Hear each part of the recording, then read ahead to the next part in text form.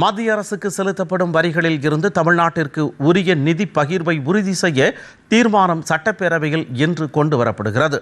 மத்திய அரசுக்கு செலுத்தப்படும் வரிகளில் இருந்து தமிழ்நாட்டிற்கு உரிய நிதி பகிர்வை வழங்க வேண்டும்.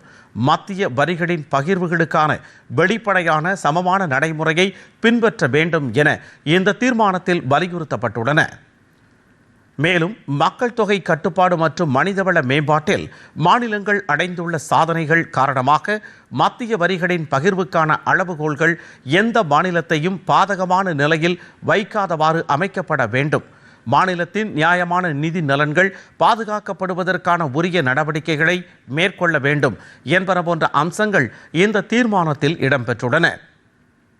இந்த தீர்மானத்தின் மீது எதிர்க்கட்சிகளின் விவாதத்திற்கு பிறகு குரல் வாக்கெடுப்புக்கு விடப்படும். தீர்மானம் நிறைவேறிய பிறகு அது மத்திய அரசுக்கு அனுப்பி வைக்கப்படும்.